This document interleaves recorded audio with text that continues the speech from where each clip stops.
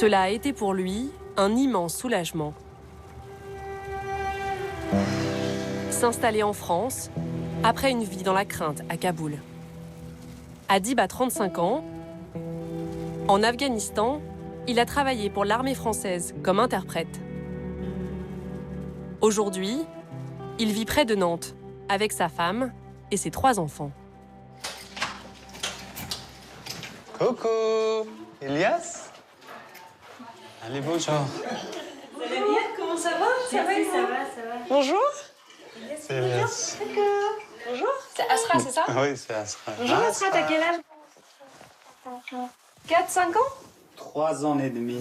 Tu vas attendre? Adib est employé dans une entreprise du numérique. Zahara, sa femme, prend des cours de français. Enfin, ils peuvent offrir une vie en paix à leurs enfants. Tu peux nous montrer ces posters?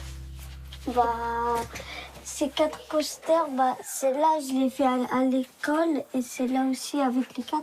Et celle-là, c'est un poster d'un joueur de foot qui s'appelle Kylian Mbappé. Et donc t'es content ici? Oui. Pourquoi? Tu pourrais dire la différence? En Afghanistan, il y avait un peu la guerre et je me sentais pas trop bien. Devant mon école, il y avait des policiers qui étaient là pour sécuriser l'école. Et ici, il n'y a pas de policiers, ils ne sécurisent pas l'école, on est tranquille, voilà. Tu te sens plus libre? Ouais.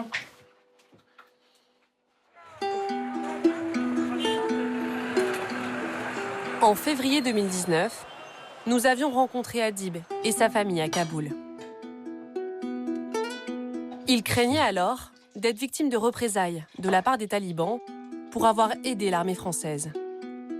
Il cherchait à fuir à tout prix, multipliait les démarches, mais la France refusait de le rapatrier. Il se sentait abandonné par le pays qu'il avait servi. On a accepté la menace et le risque de mourir. Et donc maintenant, nous avons une demande de sauver notre vie. On demande par l'administration de France qui nous aide. Quelques mois plus tard, l'État a été condamné à délivrer un visa à Adib et sa famille. Aujourd'hui en sécurité, Adib est très inquiet pour ses anciens collègues de l'armée qui n'ont pas eu cette chance-là. Bonsoir, monsieur Adib, comment ça va? Oui, bien, merci. Et toi? Je suis dans une situation très dangereuse et panique, mais qu'est-ce qu'on peut faire? Nous sommes cachés ici. Hier soir, j'ai entendu que les talibans ils ont commencé de chercher les gens maison par maison, quoi. Il faut rester me cacher. Moi aussi, maintenant, je suis chez mon beau-père. Fais très attention à toi. La situation est terrible. J'espère que tu auras un visa rapidement. Et je souhaite que tes proches et toi soyez en sécurité. S'il y a des nouvelles, dis-moi. À bientôt. Ok, à bientôt. Des milliers de personnes tentent de quitter le pays. Ils ont peur du retour de la guerre et de l'instabilité.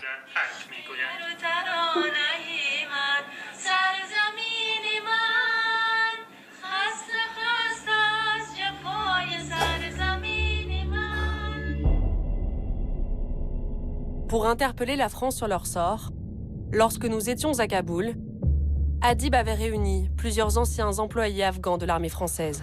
Assalamu alaikum. Au total, un peu plus de 1000 civils afghans ont été recrutés pendant le déploiement des forces françaises. Des interprètes, mais aussi des logisticiens, des cuisiniers.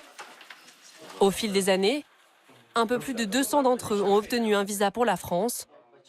Ceux restés à Kaboul s'estimaient oubliés par les autorités.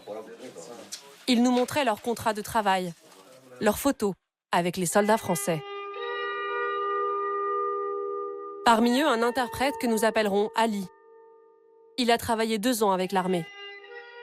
Depuis 2015, il multiplie les démarches pour rejoindre la France. Sans succès et sans comprendre pourquoi les autorités lui refusent un visa. 4 jours après la prise de pouvoir par les talibans, nous l'avons recontacté. Il n'avait aucune nouvelle des autorités françaises. Dans quelques jours, les talibans vont commencer à chercher les gens comme moi. Les interprètes, tous ceux qui ont travaillé avec des étrangers. Ma famille, mes enfants, ma femme, ce n'est pas du tout de leur faute tout ça. Mais s'ils me trouvent, ils me tueront. Ils tueront toute ma famille. J'ai travaillé avec l'armée française. Ils ont accompli leur mission avec mon aide. J'ai aidé l'armée française et maintenant, je lui demande de l'aide. Comme lui, aujourd'hui à Kaboul, près de 200 anciens travailleurs afghans de l'armée française demandent à la France de les protéger, selon un collectif d'avocats qui se bat pour les rapatrier. Ils sont en contact permanent avec leurs clients pour essayer de les exfiltrer. Généralement, je leur demande de me donner leur géolocalisation pour essayer ensuite de leur expliquer où ils se trouvent. Je leur demande de tous être ensemble. Donc là, par exemple Là, j'ai un groupe de 10. Ça fait 2 jours qu'ils sont là. Les enfants sont malades. Ils sont dans une situation catastrophique pour le coup. Ils me relancent toutes les heures pour me demander si j'ai des nouvelles que j'ai pas. Donc c'est très compliqué. En urgence, pour plusieurs de leurs clients, ils ont saisi la justice. Juste avant les audiences, le ministère des Armées a accepté leur demande après des années d'opposition. C'est une situation de crise parce que ça n'a pas été anticipé. Ça n'a pas été anticipé. Et vous en pensez quoi ? Que c'est honteux et qu'on est en train de mettre la vie des personnes en danger alors que l'État est débiteur envers eux d'une protection du fait de la loi française. Ces personnes-là sont en train de payer les 7 ans de refus de la part du ministère des Armées et plus généralement du gouvernement d'accorder la protection à ces personnes qui l'ont aidé lorsque l'armée française en avait besoin. Et là, si on doit gérer ça dans cette situation, effectivement, où en fait on réalise que peu de choses sont gérables et que tout est absolument chaotique et qu'on fait tous avec les moyens du bord, c'est parce que ce problème n'a pas été pris en charge avant. Pour certains clients défendus par le collectif d'avocats, la situation est plus compliquée. Au tribunal ce jour-là, cette avocate va défendre un interprète que nous avions rencontré à Kaboul en 2019.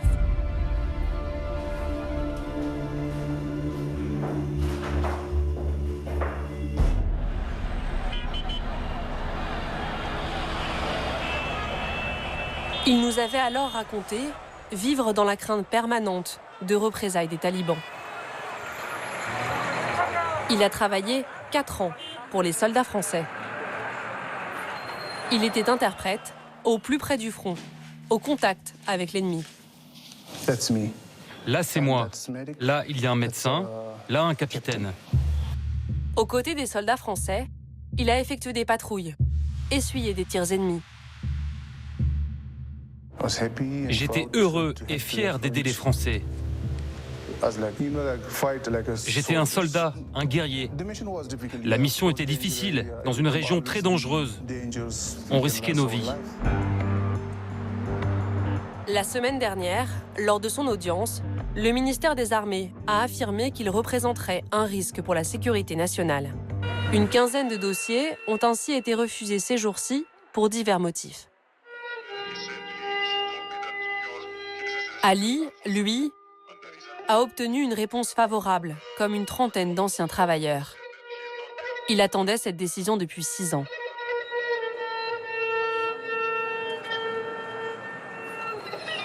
Il a finalement reçu un laissez-passer pour sa famille et lui. Ils sont montés à bord de ce bus, affrété par la France, et qui devait leur permettre d'accéder à l'aéroport. Mais c'était jeudi dernier, le jour du double attentat, qui a tué plus d'une centaine de civils afghans et 13 soldats américains. Toutes les opérations d'évacuation ont été immédiatement annulées. Trop dangereuses. Le lendemain, le pont aérien français a été suspendu, stoppant toute chance d'être évacué pour allier sa famille.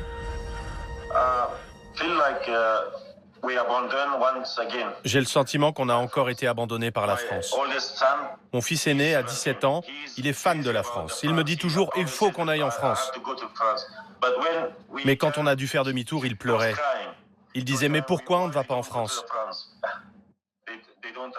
Ali cherche désormais à fuir l'Afghanistan par ses propres moyens. J'ai demandé à mon frère de m'envoyer de l'argent. Il est aux États-Unis. On va essayer de fuir avec ma famille en passant par le Pakistan ou l'Iran. Que va faire, que peut faire désormais la France pour ces hommes et ces femmes? Le lendemain de la chute de Kaboul, Emmanuel Macron leur a fait cette promesse. C'est notre devoir et notre dignité de protéger ceux qui nous aident. Interprètes, chauffeurs, cuisiniers et tant d'autres. Il y a 2 jours, nous avons interrogé le ministère des Armées sur le sort de ces anciens employés restés à Kaboul.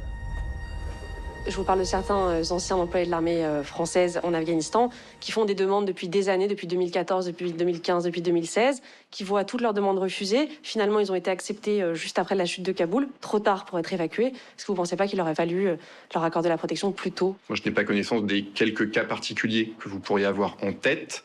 Ce que je dis, c'est que nous avons fait un maximum d'efforts et nous avons mis énormément d'énergie pour nous occuper de ces personnels. Et du coup, pour la trentaine de personnes qui se trouvent encore là-bas, qui ont le laissez-passer pour venir en France, mais qui n'ont pas pu être évacuées, qu'est-ce que vous comptez faire? Eh bien, c'est l'enjeu des discussions qui se passent à un niveau diplomatique, qui doivent permettre de pouvoir évacuer en bon ordre les personnes qui sont éligibles à une telle évacuation dans les jours et dans les semaines qui viennent. Il y a eu des discussions dans le cadre du Conseil de sécurité des Nations Unies. Il y a un engagement dont nous verrons s'il est tenu de la part des talibans de permettre cette évacuation des Afghans qui souhaiteraient quitter le pays. La plus grande attention est portée au sort de ces anciens PCRL de la part des autorités françaises. Au total, une trentaine d'anciens employés de l'armée ont été rapatriés ces derniers jours, selon le ministère. Ce jeune homme est l'un d'entre eux. Il a atterri de Kaboul avec l'impression d'être un rescapé. Je suis tellement content d'être arrivé sur le territoire français. Ici, ma famille va être protégée des talibans, loin de leurs menaces, dans le calme, la tranquillité. Avec sa femme et ses 2 enfants, il va désormais construire une nouvelle vie en France. Mais il espère un jour pouvoir rentrer dans son pays natal.